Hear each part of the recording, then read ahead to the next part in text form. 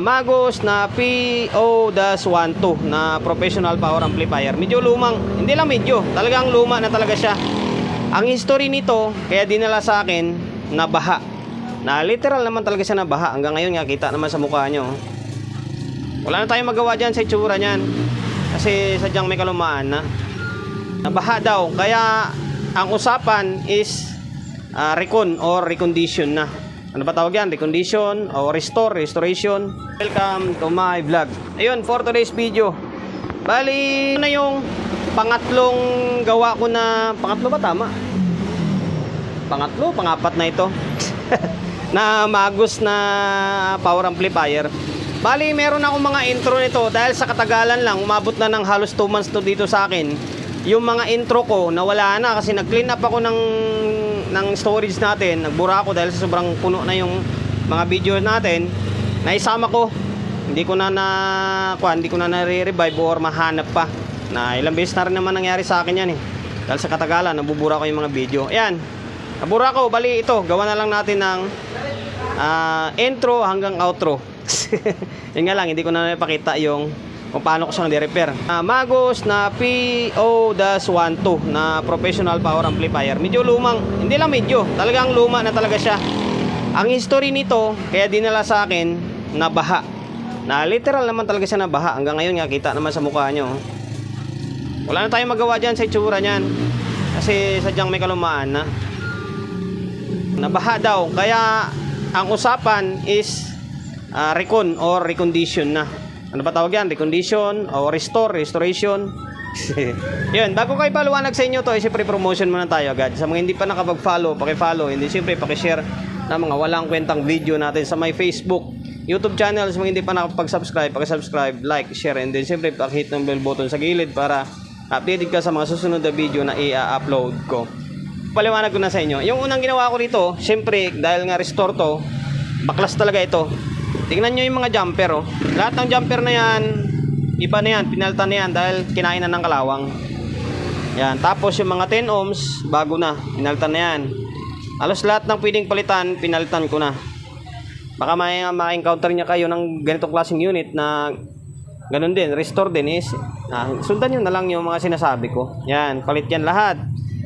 Same din dito sa may kabilang channel. Yung ito lang, naging block ito kasi yung 100k ba yan or 10k pala, 10k na 2 watts, wala akong 2 watts, ay 5 watts ang nilagay ko. Ayan. Tapos, itong literal na recon na, talagang repair lahat. Dito sa soft start, yan yung resistor na ka-series, bulok yun dyan, pinaltan ko na yan. Restore dito sa may soft start. Restore dito sa may input buffer nya. Yan. Yung nagawa ko na ito, nagawa ko na yung pinaka min amp nya, wala siyang audio. Pero kapag erekta mo siya dito, normal. Nagpalit naman ako ng control. Palitan ko ng control, wala pa rin siyang audio. Dito, ang issue dyan, bukod din sa mga kalawang ng mga parts, yung mga kapasitor. Ito, bago lahat ng kapasitor niyan. Ito, pinalitan ko lahat. Lintik na yan.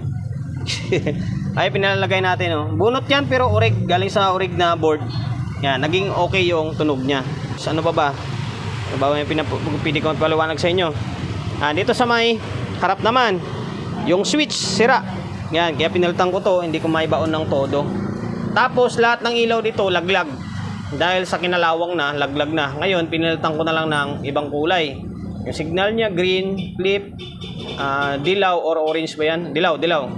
Yung pult niya, dahil wala akong orange, green lang nilagay ko. Bridge siya, pula pa rin naman. Yan. Tapos, bago na yung kanyan, volume, pinalitan ko na lahat yan. Okay na. Tapos, ito, binaklas ko rin ito. Binaklas ko rin dahil nung nakaraan yan, naligo talaga yan ng burak. Panghuli, ito. Yung pan niya, puro sira. Ito yung pan niya. Sensya na kayo sa background natin medyo makalat yung lamesa natin. Yan, ito. Sira itong pan niya. Ito yung nakakabit dati. Yan, isang makapal at isang manipis.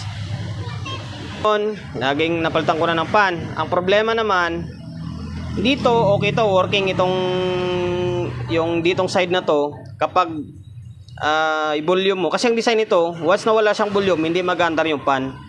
Ang nangyari, kapag i-volume mo siya, saka siya magkakaroon ng fan. Yan. Ditong side nito is okay. Ngayon, ang problema ko, dito naman. Napalitan ko yung fan, pero hindi siya nagsumasabay. Kahit i-volume mo, hindi umaandar. Walang lumalabas na voltahe. Ngayon, dahil tinatamad na ako ng board, ginawa ko, nirekta ko na. Kaya pasensya na kayo guys ha. Pwede naman gawin yan para kung sakali yung design na is pag on mo, automatic andar na yung fan nya. Na okay naman kahit sa ibang amplifier, ganun naman talaga eh.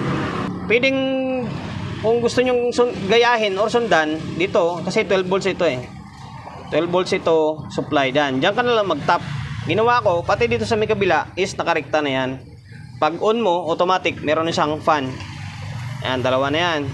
Yun, okay na. At tingnan nyo, talagang sadyang luma na. Meron pa akong isang Magus na PO12 na gagawin. Pinadala lang sa atin yun, parang Quezon or Marinduque. Isusunod na lang natin yun kasi puro mahirap yung gawa natin. Ngayon, okay na. Kapit ako ng speaker, dalawa. Yan, para hindi na maba yung walang kwentang vlog natin. Itong dalawa, basta alin dyan, basta dalawang speaker yung nakakabit. Yan, ito, kaya dalawang wire. Oh. Tapos, audio input natin, sana ba? Teka lang, kakabit ko yung isang cellphone natin. Para may pakita ko na sa inyo na umaandar na. And then, kalimutan ko pala. Merong isa rito, merong isang output na sira. Saan ba yung, dito ba? Na channel or dito? Basta merong isang output dito na nasira. Yun, ito pala kay pare pala. Lagyan mo ng kon pre. Ito pre, ito. Yan, ito si paring Martin eh. Ayan, cellphone niya na lang yung gagamitin natin. Ito yung mga ni-reels natin sa mga previous pa natin na reels or vlog na yung design nito, bakit mababa lang is naka-series siya, naka-series connection. Kaya laki ng transformer nyo. Bali, nakakuha na tayo. Rectang 220 na. Ito. Hindi na dumaan tayo ng bulb. On ko na. Kaya tingnan nyo yung pan, no? Automatic, andar na siya agad. Dapat hindi andar yan kung dadaan siya sa ganitong diagram nya. Dapat magkakaroon lang siya ng fan kapag may signal. Na okay lang naman yan. Mas magandang automatic, andar na siya agad eh. Meron na siya, oh. Ayan.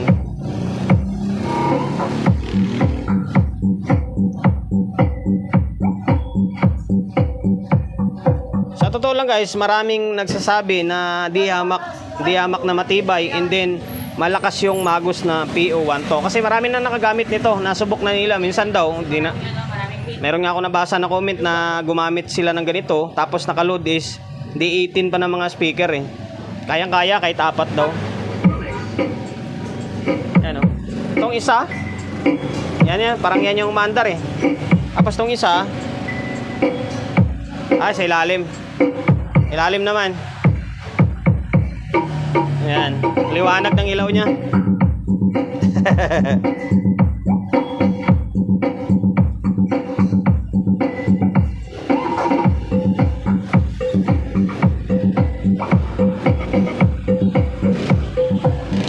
Tapos yung nandito, kaya medyo may pingas siya. Meron pa kasing cover siya dito. Ang problema, nung inangat ko ito, napingas siya. Na okay lang naman yun, harang lang naman yun eh. Hindi ko na may balik dahil nakahinang siya eh. Okay na.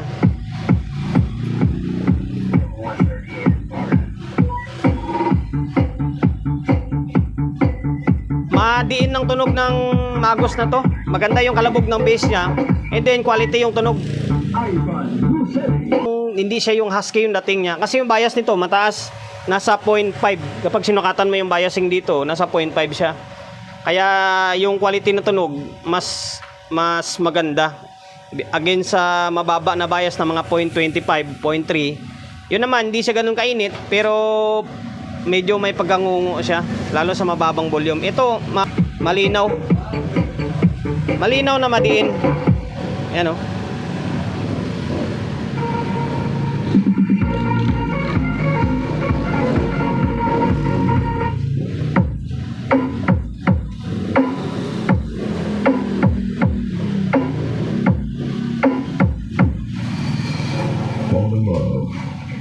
Slow Jam Remix. Ayun lang guys, hanggang dito na lang yung walang kwentang vlog ko. Hindi ko na pababain to kasi sabihin nyo na naman, wala naman tayong naibigay na idea kung paano i-repair. Kumbaga atin lang is na dokumentaryo natin yung gawa natin kahit paano. Siyempre may daily vlog tayo. Yan, Agos na PO-12 na professional power amplifier. Bali, na-restore natin ito. Restore, recon, ano ba tawag dyan?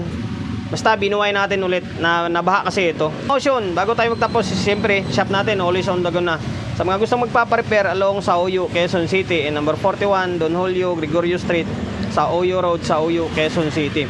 Social media pages natin, kung hindi pa nakapag-follow, paki-follow, hindi siyempre, paki-share ng mga walang kwentang video natin sa my Facebook, YouTube channel, kung hindi pa sa mga hindi pa nakapag-subscribe, paki-subscribe, like, share, and then siyempre, pakit ang bell button sa gilid para updated ka sa mga susunod na video na i-upload ko. Ingat, God bless, and then peace atin lahat.